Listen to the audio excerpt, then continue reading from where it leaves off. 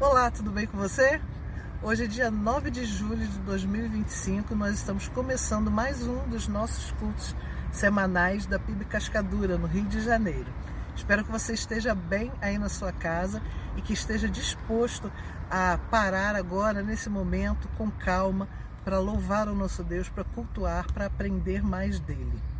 E agora, nesse início do culto, eu quero te convidar a pensar comigo sobre apenas um versículo lá do Evangelho de Mateus, quando Jesus diz assim: bem-aventurados os que choram, porque eles serão consolados.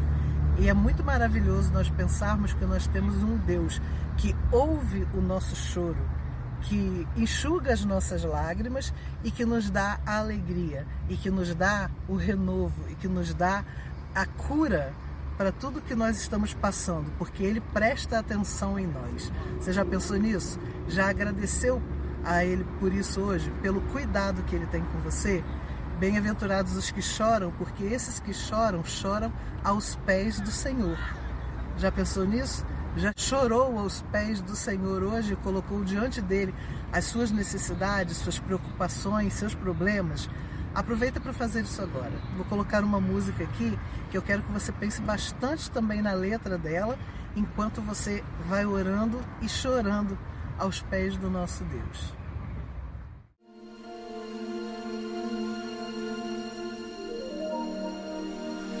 Na oração encontro calma, na oração encontro paz. Orar a Deus faz bem minha alma, falar com Deus me satisfaz.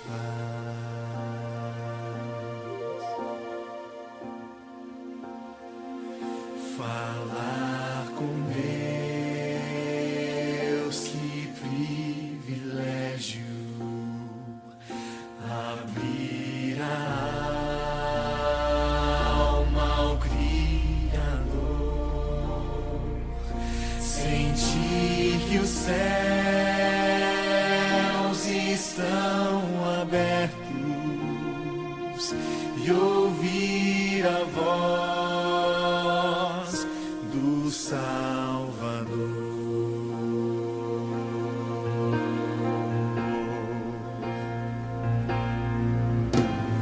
Grande é o nosso Deus e as obras que Ele faz. O seu amor não tem limites, em seu perdão encontro paz.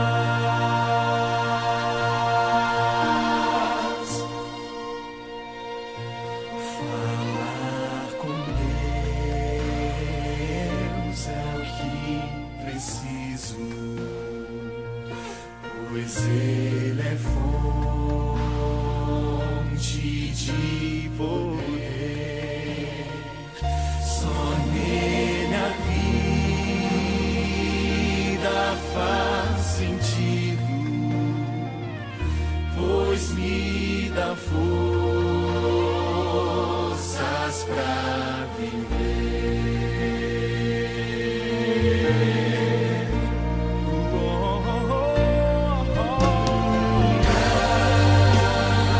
Grande é o nosso Deus e as obras que Ele faz. O seu amor não tem limites,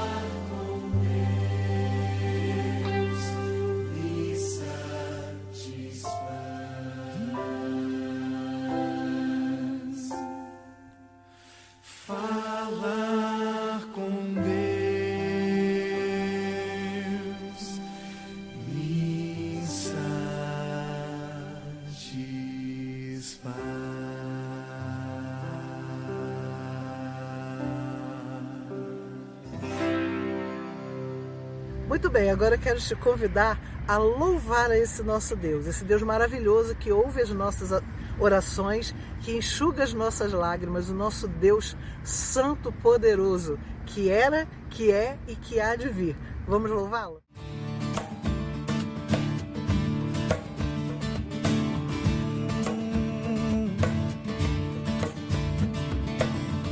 Santo, Santo, poderoso, que era e que há de vir. Deus da glória, és tão digno, eu me prostro a ti. Ele é santo, poderoso, que era e que há de vir. Só Ele é Deus.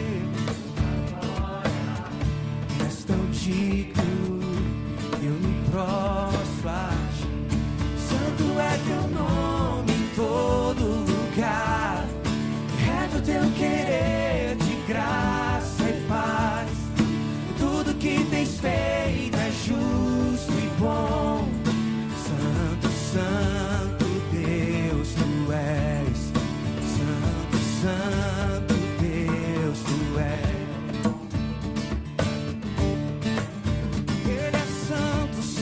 Santo, vamos cantar mais uma vez.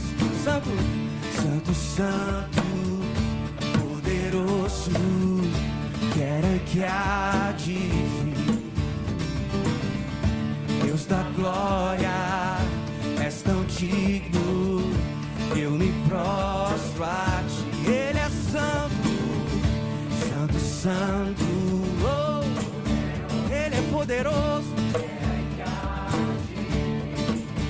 Deus eterno é o nosso Deus, és tão digno, eu me prostro a ti. Santo é teu nome em todo lugar, é do teu querer de graça e paz.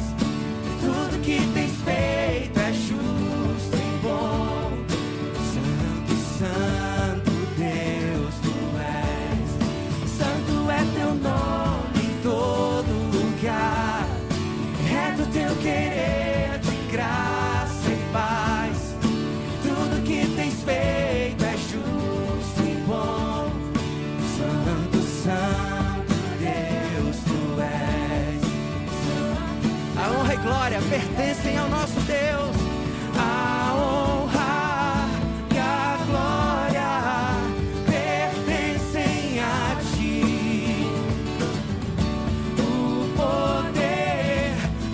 Saber são Deus, a honra e glória ao nosso Deus, a honra e a glória pertencem a ti. O poder e o saber são Deus. Santo é teu nome em todo lugar, é do teu querer de graça e paz. E tudo que tens feito é justo e bom. Santo, Santo Deus, tu és. Santo, Santo é teu nome em todo lugar. É do teu querer de graça e paz. E tudo que tens feito é justo e bom. Santo, Santo Deus, tu és. Santo, Santo Deus, tu és. Oh, oh. Nosso Deus é santo.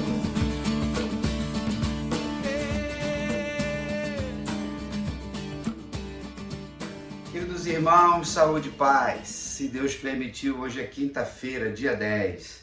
Não deu para a gente fazer a gravação para publicar ontem na quarta-feira, mas pela graça do Senhor estamos aqui e eu espero que o seu dia tenha sido um dia abençoado de paz. Você pode ver a Rose aí, né, o texto, bem-aventurados os que choram, porque eles serão consolados. Tanto no choro pessoal, irmãos, quando vivemos lutas e o Senhor nos conforta, e quando nós choramos pelos outros, quando nós choramos pelo mundo cheio de desigualdades, nós choramos pelo pecado, por tantos males que estão à nossa volta, existe uma garantia de Jesus, lá no Sermão do Monte, de que nós seremos consolados, confortados, e diante das lutas que eu e você temos, tenho certeza que já experimentamos e continuaremos experimentando o consolo que vem do Senhor Jesus. Você pode adorar o Senhor cantando Falar com Deus, que louvor lindo, né? Falar com Deus na oração, encontro calma. É o que nós estamos precisando, irmãos. Você tem orado? As pessoas andam ansiosas, as pessoas andam cheias de lutas, perdendo a calma, talvez por não falar mais com o Senhor. E o melhor ouvidor que a gente tem é Deus. Por mais que eu e você paremos para nos ouvir mutuamente, precisamos fazer isso. Mas o primeiro de todos eles é o Senhor Jesus. E Ele tem um ouvido perfeito. E Ele ouve com atenção tudo aquilo que nós colocamos. E esse louvor é lindo. Cantamos também Santo. E o texto diz, santo é o teu nome em todo lugar. Ninguém tira, irmãos, a santidade de Deus. No pecado não tirou, as guerras não tiram, as lutas não tiram, a incredulidade das pessoas não tiram a santidade do Senhor. E Ele está em todo lugar. Louvado seja o nome do Senhor.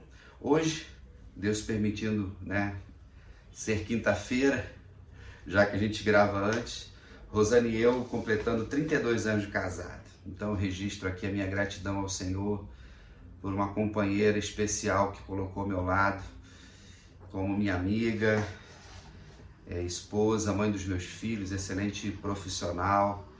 E tem sido uma experiência maravilhosa esses anos todos, de um casamento abençoado, feliz, dando passos sempre em obediência ao Senhor, em cuidado mútuo. Então eu divido com vocês aí bodas de pinho, olha que coisa boa, né? E vamos ter que comemorar, como sempre. Então esse julho é um mês de comemoração, muita comemoração, que bom, é casamento, aniversário dela e aniversário do Gabriel. Então, haja dinheiro, né? Haja dinheiro. Meus irmãos, hoje eu vou começar uma série de mensagens em 3 etapas. E eu vou falar sobre um livro, pequeno livro que eu estou lendo, já li, esse livreto aqui, que fala sobre ego, do pastor Timothy Keller, Ego Transformado.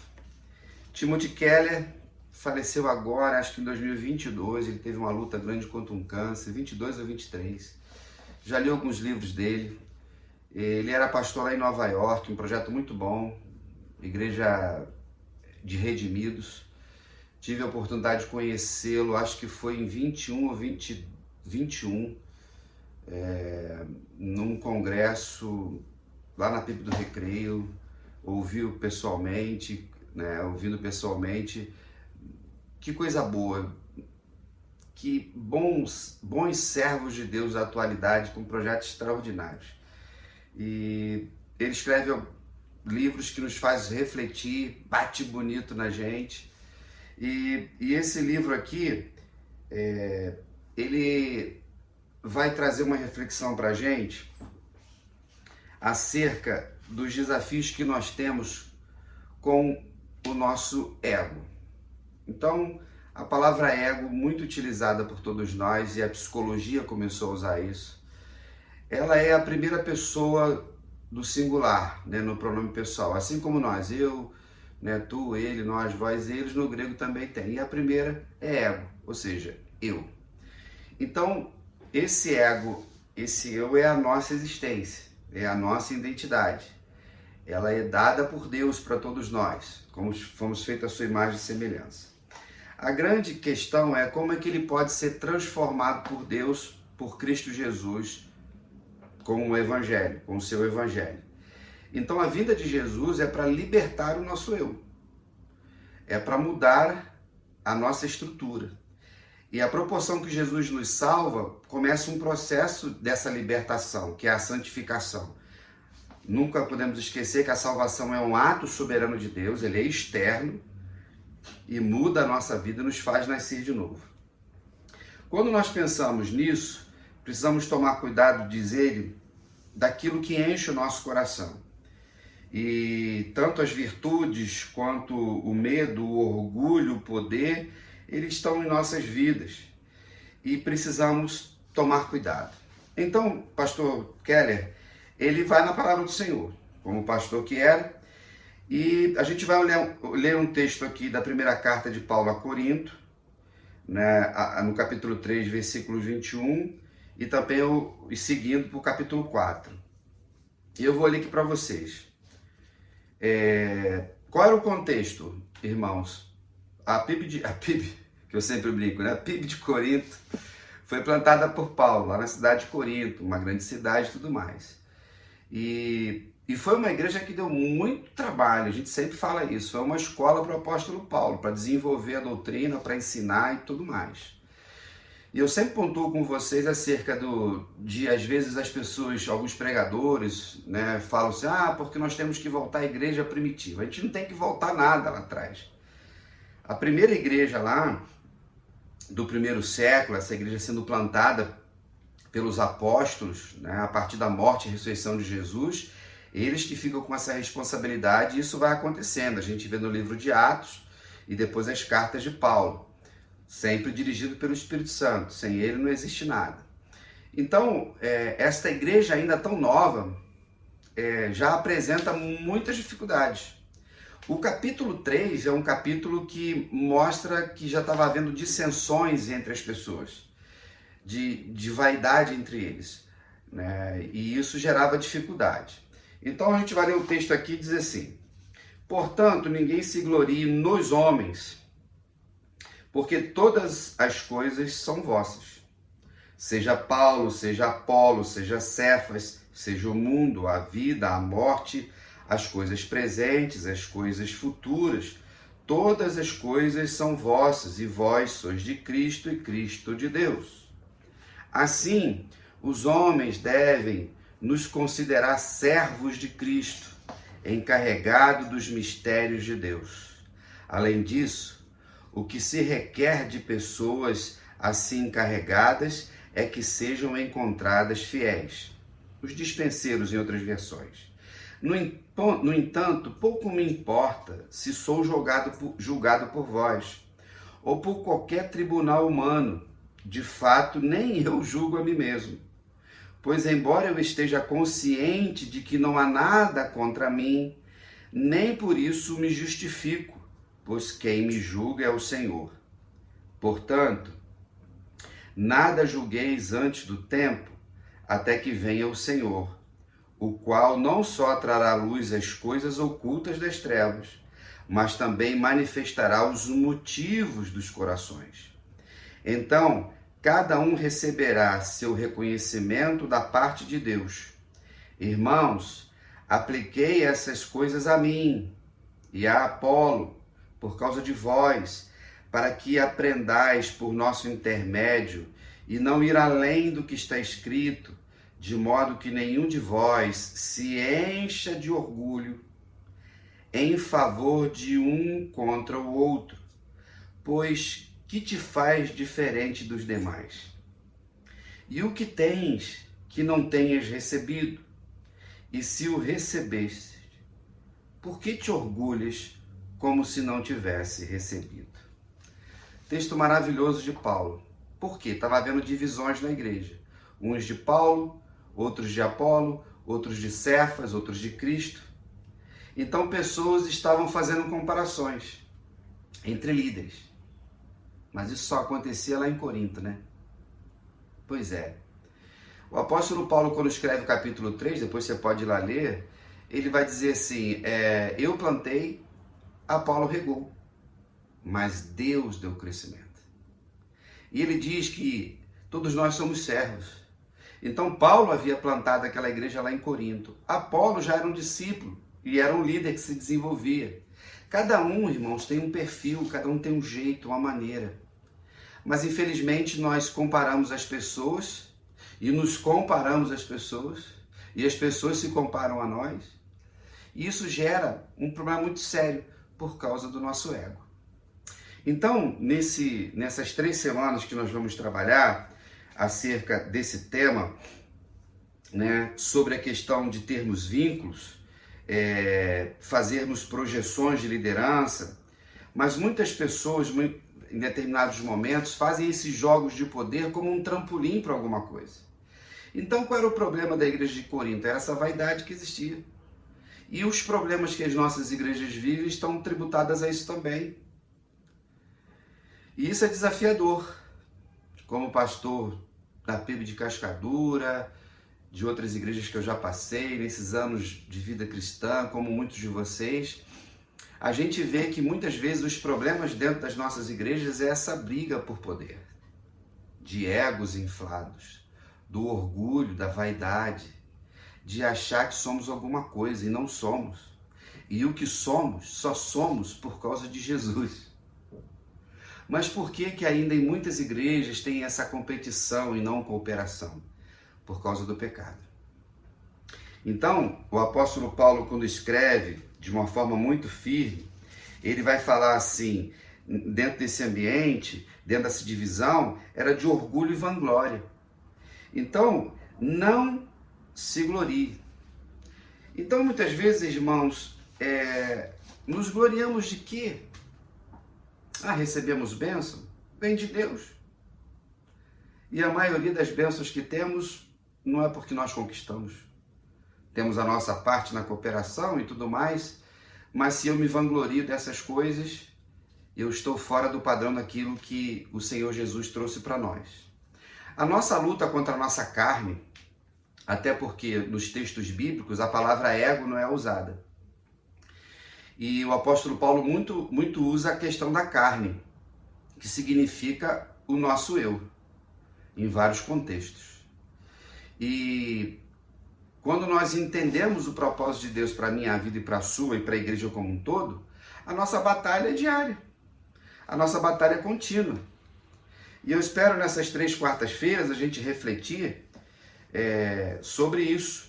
E ele diz assim, o texto nos diz, né? Encha de orgulho em favor de um contra o outro. Então, quando as pessoas dizem, eu prefiro Paulo, a outra diz assim, eu prefiro Apolo, eu estou jogando um contra o outro. Eu gosto desse coral, desse coral eu não gosto. Eu gosto desse professor da EBD, desse aqui eu já não gosto muito. Mas isso acontece, não deveria acontecer. Aquele pastor tem um jeito de pregar ungido, com muita unção. O outro, ele já não tem tanta unção. Irmãos, essa é a nossa luta. E no caminho do amadurecimento, nós precisamos então entender qual é o chamado de Jesus. E isso, irmãos, envolve conhecer a nós mesmos. Olhar para dentro de nós mesmos a partir do exercício do Evangelho. E quando nós vemos a sociedade, nós vemos tantas coisas, nós estamos sempre olhando para o ego das pessoas. Existe um termo que a psicologia trouxe isso para a sociedade, de autoestima. Auto significa independência, autonomia, estima significa valor. Eu sou um grande crítico, vocês sabem disso, porque a nossa estima, o nosso valor não está em nós mesmos. Porque nós fomos criados por Deus, à sua imagem e semelhança, e uma vez salvos por Cristo, feitos em Deus e perfeitos em Cristo, o nosso valor está em Cristo, o nosso valor está na cruz do Calvário. E isso é muito perigoso. E dentro dos estudos da sociedade, muita gente, na mudança do século XX para o XXI, fala-se muito da autoestima alta, autoestima baixa. Então eu vou brincar aqui com vocês. A minha autoestima esportiva não está tão alta como eu queria, porque o Fluminense não foi para a final. Mas a minha autoestima está até mediana, porque entre os times aqui do Rio, o Fluminense foi aquele que foi mais longe e está entre os 4 mais poderosos times do mundo. Brincadeiras à parte, tudo envolve isso. E isso não pode acontecer dentro da igreja, que é o corpo de Cristo. Então, diante dos estudiosos, e questionamentos, por que as pessoas eram tão violentas, os crimes, por que as pessoas são tão maltratadas, por que as pessoas são tão cruéis. Então, as pessoas falavam assim, não, elas fazem isso porque têm soberba, a sua autoestima alta. E aí vinham os problemas. Passado alguns anos, já nesse início do século XXI, alguns estudiosos foram vendo, e o autor trabalha sobre isso, de que muitas coisas que acontecem não é por causa dessa soberba, desse orgulho, mas é por causa da baixa autoestima. E por causa dessa fraqueza das pessoas, elas estão cometendo erros, elas estão fazendo coisas erradas, elas estão agindo mal por falta de autoestima, né? Por terem uma valorização muito baixa de si mesmos. No final das contas, o ser humano está sempre querendo justificar os seus pecados. Quer seja porque uma pessoa tem muito, ou quer seja porque uma pessoa tem pouco. A questão dos estudiosos quererem trabalhar isso é tirar a responsabilidade que temos como seres humanos diante daquilo que Deus fez. O grande problema, irmãos, é que esse tipo de pensamento totalmente secularizado acerca de autoestima, do ego, tem invadido as nossas igrejas. Então é isso que ele fala do ego transformado por Jesus. E avaliarmos a partir de nós mesmos, de uma autoavaliação, de um autoexame, que não é só feito lá no dia da ceia, mas diariamente diante do Senhor, como nós estamos vivendo, como nós estamos lidando com o nosso eu, como nós estamos nos vendo, como nós estamos vendo as pessoas. É um exercício fácil, irmãos? Claro que não, nunca foi. Se fosse fácil, Jesus não precisava ter vindo para nos ensinar algo importante. Diante disso, né, nós, nessas três quartas-feiras, nós vamos abordar alguns temas. Então, diante dessa teoria do mau comportamento como resultado da autoestima, da baixa autoestima ou da alta, tudo isso é muito atraente. E não fazendo julgamento moral, mas vamos animar as pessoas que as coisas vão melhorar. E o que a gente percebe em muitas igrejas é que os cultos, as pessoas estão muito preocupadas em animar as pessoas nos cultos. As liturgias muito estranhas, os ambientes muito estranhos. E isso é fruto do que a gente vai falar hoje. Então a gente vai falar sobre 3 coisas nessas semanas. A primeira, eu vou falar sobre hoje, e o autor fala, a condição natural do ego humano. Quando nós falamos do orgulho, o apóstolo Paulo fala aqui, nesse texto que ele escreve, que o orgulho é um comportamento inaceitável e é uma herança que a gente tem de Adão e Eva. E o apóstolo Paulo vai usar uma palavra não usa uma palavra que normalmente se usa para orgulho, que seria no grego a palavra hubris. Ele vai usar uma outra palavra que poucas vezes é usada, chamada físio. E o físio, que deu origem ao que nós estamos falando de fisioterapia.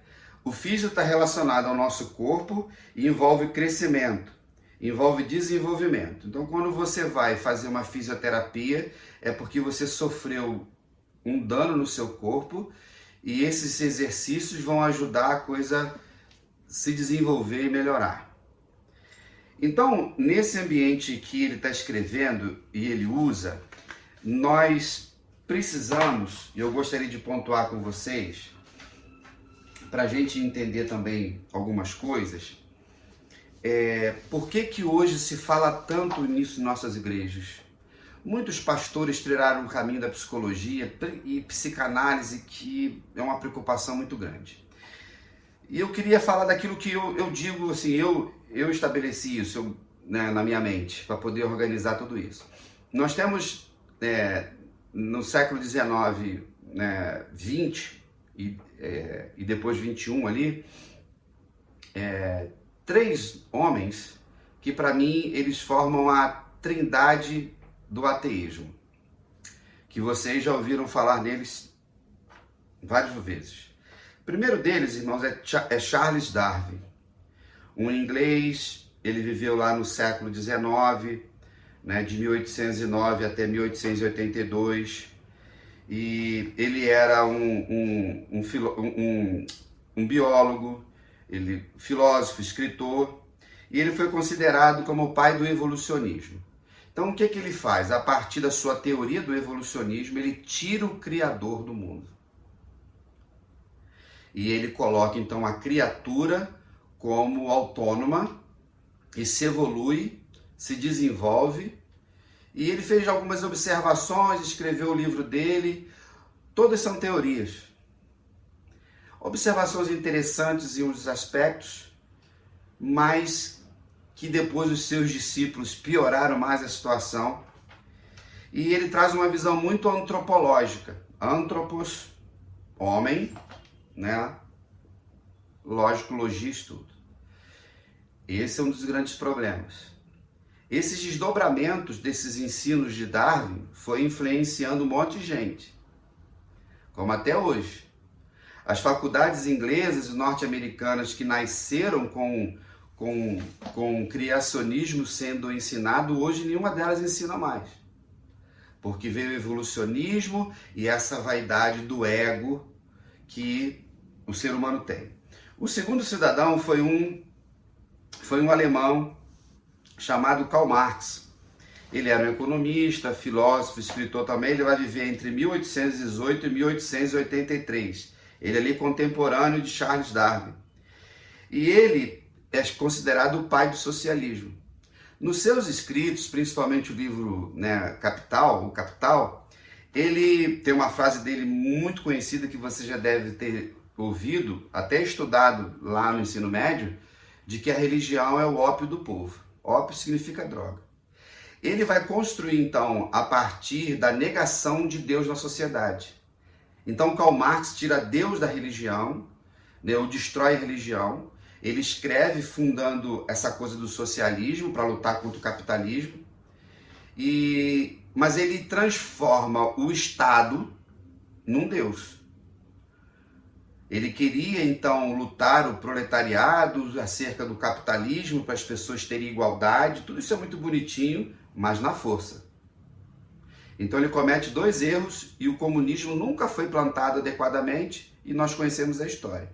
Ele tira Deus e ele tira a liberdade do ser humano, que é o segundo bem maior que nós temos. Então Karl Marx ali, ele dá, né, ele dizia que a religião mascarava as desigualdades e começou a trazer uma falsa esperança para os oprimidos, porque o próprio comunismo oprime as pessoas. Ele influenciou muita gente, e nós temos aí, principalmente no ambiente da política, né, chamado de revolução. Aí nós encontramos isso em vários lugares, e deu muita encrenca e matou muita gente. Ele foi uma pessoa que trouxe esse discurso da luta de classes, separando a pessoa por classes, que influenciou outras situações também. E por último, Sigmund Freud, mais moderno um pouquinho, viveu de 1856, morreu em 1939. Ele era um austríaco, ele era médico, né, neurologista, considerado o pai da psicanálise, ateu também. E ele então diz que a religião é uma neurose coletiva e ele vai tirar Deus do inconsciente. Ele tira o Criador da mente das pessoas. E toda a construção que esses homens foram fazendo, a influência deles, trouxeram ideias revolucionárias, né? Influenciando toda a cultura ocidental do século XX, principalmente o XXI, tirando a autoridade de Deus, tirando a autoridade da igreja, do próprio Cristo, traz o secularismo, o ateísmo, o liberalismo, que eu sempre falo para vocês, influencia na filosofia, na sociologia e na psicologia, trazendo o ceticismo e uma sociedade cada vez mais narcisista. Que o Criador, irmãos, deu capacidade para todos nós, beleza, homens inteligentíssimos. Qual foi o erro deles? Tirar o Criador do negócio.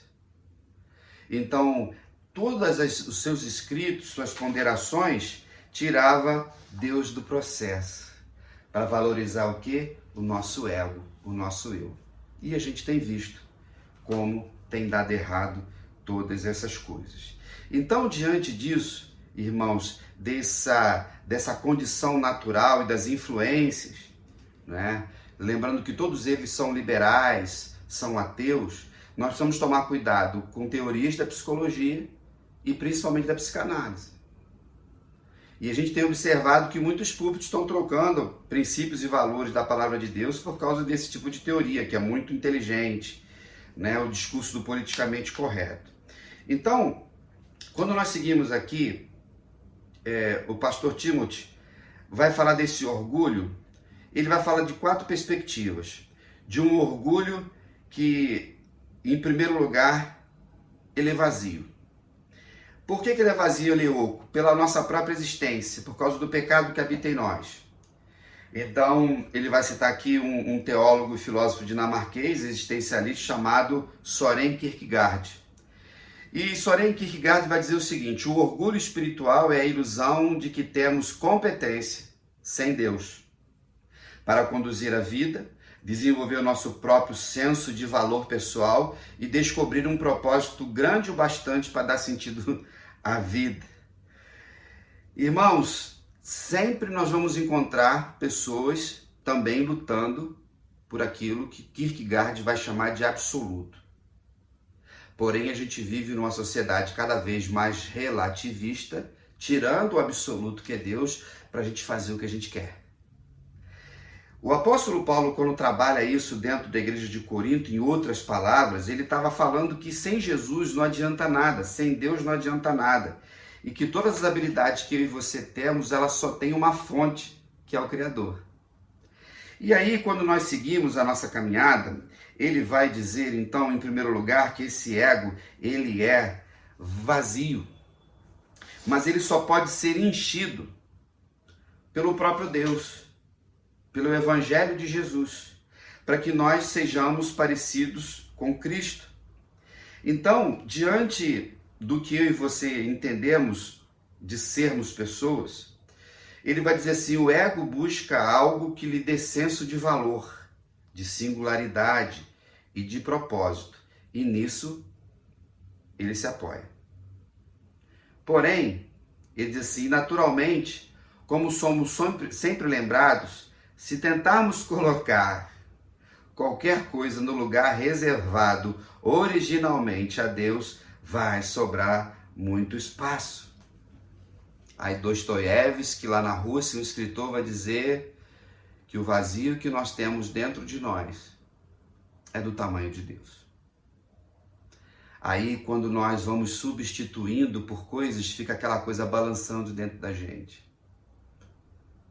Só Deus, irmãos, pode suprir as necessidades da nossa alma em Cristo Jesus. Em segundo lugar, ele vai dizer que esse ego amo também é dolorido. Por quê? Porque a proporção que ele vai crescendo, se inflando, se distendendo, esse processo vai doendo.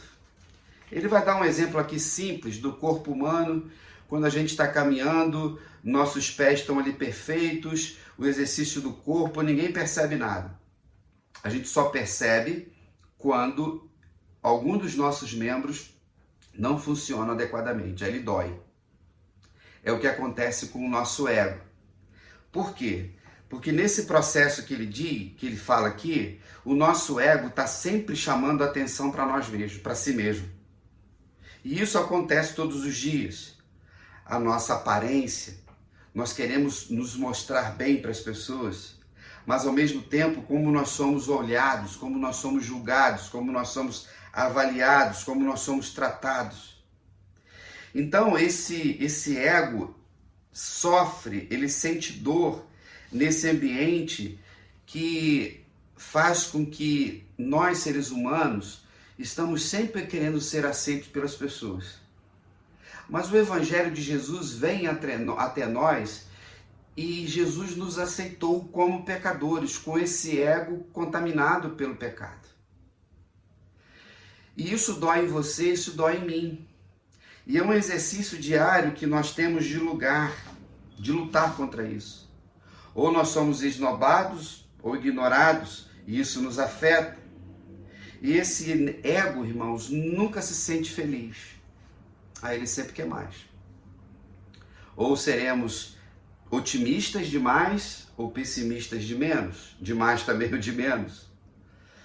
É desafiador, mas o Espírito Santo nos faz entender tudo isso e a leitura da palavra de Deus. Em terceiro lugar, irmãos, quando ele fala desse ego dilatado que dói, igual a gente quando come demais, já viu? A gente vai numa festinha, come um churrasquinho a mais, fica dilatado, a gente fica com mal-estar. Ele vai dizer então, em terceiro lugar, que esse ego, ele é um ego incrivelmente atarefado. Por quê? Porque ele vive trabalhando para ser notado. Ele vive querendo sempre preencher um vazio. É por isso, irmãos, que nós encontramos hoje tantas pessoas ansiosas, tantas pessoas nos vícios. As redes sociais, os personagens que as pessoas fizeram, está sempre na tarefa de querer mostrar alguma coisa, de um selfie legal, de uma roupa nova, na academia, magro, isso, aquilo, outro. E as pessoas estão ficando cheias de problema. Aí um aspecto que ele coloca aqui, que é a comparação e a vanglória, que estava acontecendo dentro da igreja de Corinto. E ele diz, não pode ser assim. Mas ele não diz simplesmente, nenhum de vós se encha de orgulho, que aí estaria correto. Nenhum de vós se encha de orgulho em favor de um ou contra o outro. Então, essa tarefa do nosso ego, de usar as pessoas também, e ele estava falando dentro dessa visão utilitarista, você já se aproximou de alguém só porque ela tem um certo poder e influência? Eu já falei para vocês que uma das coisas que nos entristece muito como pastores, que líderes que somos, são algumas pessoas que se aproximam de nós só porque a gente é pastor. Mas a gente é pastor porque a gente recebeu do Senhor, a gente está regando. Uns pastores plantam, outros regam, mas é Deus que dá o crescimento. Então, as pessoas, para ser aceita, ficam buscando. E ele critica isso, o apóstolo Paulo. E essa comparação com as pessoas. Ele vai citar aqui C.S. Lewis, que é um grande escritor também, falando sobre esse orgulho competitivo. Ele diz assim, abre aspas, o orgulho não se satisfaz em ter uma coisa, mas em tê-la em quantidade maior do que os outros. Dizemos que as pessoas se orgulham de ser ricas, espertas ou bonitas, mas isso não é verdade. Elas têm orgulho de serem mais ricas, mais espertas ou mais bonitas que os outros. Se todos fossem igualmente ricos, ou inteligentes, ou bonitos, não existiria motivo de orgulho. Aí, quando nós vamos para o contexto do Evangelho de Jesus, é pela graça. Eu preguei semana passada. Pela graça sois salvos, isso não vem de vós, é dom de Deus. Mas nós criamos um monstro chamado igreja, no sentido institucional, nos nossos castelos, nos nossos cargos, no nosso dinheiro, nas nossas habilidades, nos nossos corais, nos nossos projetos. E aí o ego fica atarefado. E aí fica aquele negócio, a questão, não, a minha igreja é maior, a minha igreja tem mais projetos. Ou aquilo que eu brinquei, né, sobre aqui, o time aqui. Não, o meu time tem mais títulos, o meu time foi para lá, foi para cá. Um cansaço que vai dando em todos nós. Então, ele está dizendo aqui que se alguém é mais bem sucedido que eu, pronto, lascou para o meu lado. E aí as pessoas vão perdendo a alegria de viver por causa das comparações. Então, ele diz assim, tínhamos apenas orgulho de algumas coisas, mas se outra pessoa tem, o orgulho é o prazer de ter mais do que os outros. Como é que você está hoje? Como é que foi o seu dia? Você se vangloriou de quê? Você usou alguém para se projetar em quê? Quando nós olhamos para a palavra do Senhor e algo de um texto escrito há tantos anos, Não cobiçarás está lá entre os 10 mandamentos, mas as pessoas ficam cobiçando aquilo que é do outro. E esse orgulho destrói cada vez mais qualquer coisa que poderia, irmãos, nos dar um prazer legítimo.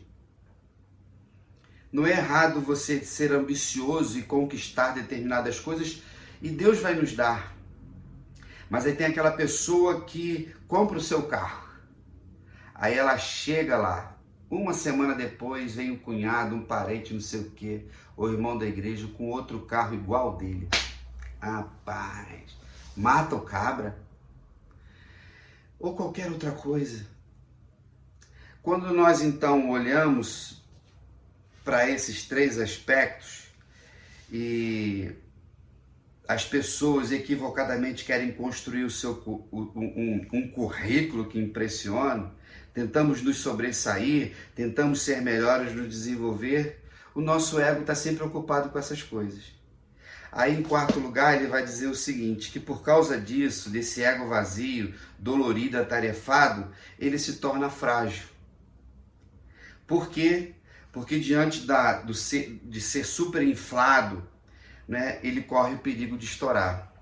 Tentei arrumar aqui uma bexigazinha, aquela bolinha de soprar, né, que a gente usa em aniversário, e a gente vai soprando até que ela estoura. Porque ultrapassou o limite e está cheio de gente estourada na sociedade, está cheio de gente dopada de remédios, está cheio de gente com problemas sérios, porque não entenderam o que é o Evangelho. Então, quando o pastor Tim Keller fala desse ego transformado, ele fala tanto do aspecto do complexo de superioridade e o complexo de inferioridade, que ele diz assim, basicamente é a mesma coisa. Já ouviu falar assim, fulano tem complexo de inferioridade, o outro não, o outro é narcisista, tem complexo de superioridade. Aí diz assim, a pessoa com complexo de superioridade está superinflada e corre o risco de ser desinflada. A pessoa com complexo de inferioridade, ela já está desinflada, já murchou, em ciclos da nossa vida. Só que Jesus diz que nós não precisamos viver isso, porque ele veio habitar em nós, e nós não encontramos isso na vida de Jesus, Jesus fazendo de nada para aparecer, para se autopromover, porque ele não precisava, como nós não precisamos, porque tudo que eu e você temos é derivado de Deus. Só que esses 3 que eu falei para vocês, eles geraram competições. Quem é mais evoluído? Quem tem mais habilidades no ambiente do socialismo? Por mais que o socialismo queira nivelar todo mundo, não é bem isso. E quando você vai para Freud, para psicologia, principalmente para psicanálise, você está sempre com desculpas na sua neurose. E aí você tira o pecado. Se eu tiro o pecado da agenda do ser humano, para que Jesus morreu? Se eu posso resolver tudo com terapias, com determinado tipo de exercícios, ou de um autoconhecimento filosófico, olhando para mim mesmo, sem Deus, sem nada. Perigoso. E aí, temos alguns desastres pela frente. Ele vai citar aqui uma entrevista dada por Madonna, alguns anos atrás, numa revista chamada Vogue, muito famosa. Olha o que a Madonna diz. Todos nós conhecemos a Madonna aí, cantora, essas coisas que ela faz. Olha o que ela diz. O que me impulsiona na vida é o medo de ser medíocre, mediano. Esse medo é o que sempre me impele, me impulsiona. Venço um dos seus ataques e descubro-me como um ser humano especial. Mas logo continuo me sentindo medíocre e desinteressante, a menos que faça outra coisa espetacular. Apesar de ter me tornado alguém, ainda tenho que provar que sou alguém. Minha luta não terminou e eu acho que nunca vai terminar. Perfeito ela. É só você ver a carreira. Esse povo artista, eles têm que fazer mais shows, ele tem que gravar mais uma música de sucesso, eles têm que ter o likezinho, não sei quantos milhões de seguidores. Ah, tem um artista que está com 10 milhões de seguidores, aí o outro tem que trabalhar, não, mas eu tenho 15 milhões. É isso numa sinceridade de Madonna que mostra a situação do ego humano, que é insaciável. E nós não podemos viver isso como cristãos. Diante disso, nunca é preenchido. Irmãos, é sempre algo que precisa. A despensa está abastecida, mas ao mesmo tempo está vazia. Aí eu lembrei aqui, enquanto eu li esse livro, eu lembrei quando Deus fala através do profeta Jeremias, lá no capítulo 2, quando ele fala assim: vocês me trocaram, me abandonaram, eu que sou o Senhor, a fonte de água viva, por cisternas rotas. Roto significa furado. Eram cisternas naturais e algumas construídas nas pedras. Quando chovia, armazenava água e os viajantes tomavam a água ali ou na própria casa, como nós temos as nossas cisternas reservadas. Só que ele está falando o seguinte: elas são furadas. Elas estão sempre vazando. Nunca vai. Por quê? Porque eles tiraram Deus da vida deles. Então o nosso ego, ele tira Deus. Vários ensinamentos estão tirando Deus da vida das pessoas. Então essas cisternas rotas, que significa satisfação carnal inútil, faz com que as pessoas nunca estejam felizes. E não estarão felizes humanamente falando. E aí, irmãos, vêm as neuroses. Por isso que as pessoas estão consumindo cada vez mais remédios, irmãos. As pessoas estão cada vez mais doentes. E elas brigam por causa dessas coisas, elas reivindicam todas essas coisas.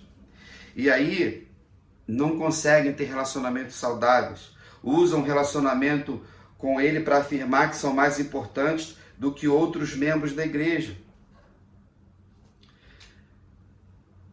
Como resolver isso? Somente vivendo na dependência do Senhor. Simplesmente entendendo que Jesus, ele veio para corrigir isso na nossa caminhada. Por isso que é nascer de novo. Mas nós vamos continuar travando, irmãos, esse relacionamento com o Senhor sempre. Vale ressaltar que diante do tempo que a gente tem vivido, a gente tem visto um evangelho customizado. O que é customizado? Vem de costume. É um evangelho meu. Então, por causa dessas influências que eu li aqui, a gente vive, e o liberalismo teológico é a partir dessas proposições desses homens também, a gente tem visto uma igreja, igrejas, no sentido de igrejas locais, totalmente com ego inflado. Vem para a minha igreja porque aqui tem um diferencial, aí vão formando igrejas independentes que têm seus donos, e a gente está vendo isso daí. E uma vaidade muito grande. É prosperidade, é cultura, estão transformando o evangelho em cultura, irmãos. Se eu boto o evangelho dentro da cultura, a cultura muda. Aí estão colocando o evangelho dentro da contemporaneidade. Por isso que a gente está com essas heresias, essas coisas loucas dentro das nossas igrejas e cultos também. Então, finalizando a palavra desta noite, desse ego natural, desses detalhes, dessas características que eu e você temos, não podemos esquecer de onde nós viemos, o que nós somos hoje e para onde nós estamos indo. Se eu e você não estudarmos a palavra, meditarmos aqui naquilo que o apóstolo Paulo escreveu, eu plantei, Apolo regou, mas Deus deu crescimento, Deus é dono de tudo. Aí o nosso ego, o nosso eu vai sendo libertado. A gente não vai ficar dentro dessas características que ele falou, dessas 4 características. Então, no dia de hoje, nessa primeira palavra, não permita que nada venha fazer com que você se ache melhor do que os outros. Nas nossas igrejas, irmãos, todos os dons que recebemos, foi o Senhor quem deu. Se você me vê agora e você viveu o dia de hoje, é porque o Senhor te deu. Se eu e Rosana estamos há 32 anos casados, é porque o Senhor tem nos sustentado. E dentro do casamento, uma coisa que nós precisamos viver é diminuir o nosso eu para que o outro seja feliz. Por que os casamentos estão acabando? Por causa desse ego do homem, da mulher, do marido e da esposa. Estão deixando de lado e deixando de viver aquilo que o Senhor trouxe para nós. Queridos, sejamos fiéis a palavra do Senhor. Cuide do seu ego, olhando para Jesus. Não faça comparação com as pessoas. Não tenha um discurso de vanglória. E todas as bênçãos que a gente recebeu vêm do Senhor. Amém? Lembrando que no próximo sábado, a partir das 17 horas, temos nosso encontro lá, o Arraiá da Família. Cada um vai levar um negócio. Eu acho que se você vai participar, você já deve ter ido lá falar com Catiene, com Milena. Se você está enrolado, liga para a igreja e leve lá um prato para a gente ter um momento de comunhão, de alegria, como família do Senhor. Amém? E no domingo, se Deus permitir, estaremos celebrando a nossa fé. A gente vai terminar o culto com o louvor Sonda-me, Usa-me. Todos nós conhecemos como farol, como ponte, como abrigo, como flecha. Como farol a gente ilumina, como ponte são os relacionamentos, como abrigo é a proteção e a flecha, irmãos, é a nossa missão. Jesus veio à Terra com uma missão, cumpriu ela e deixou para a gente seguir, dizendo para todo mundo que só Ele salva o nosso ego, Ele salva a nossa vida. Louvado seja o nome do Senhor. Um grande abraço, fique na paz e até lá.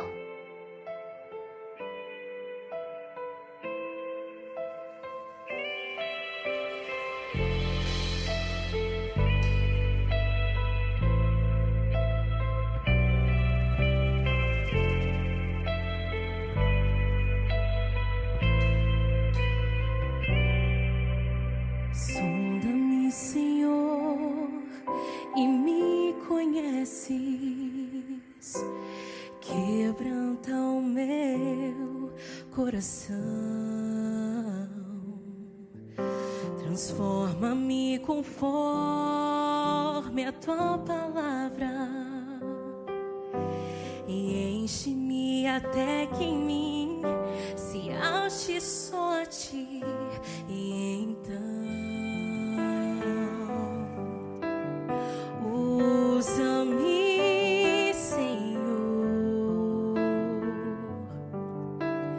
usa-me como farol que brilha à noite, como ponte sobre as águas, como abrigo no deserto, como flecha que acerta o alvo. Eu quero ser usado da maneira que te agrade, em qualquer hora, em qualquer lugar. Eis aqui a minha vida, usa-me, Senhor.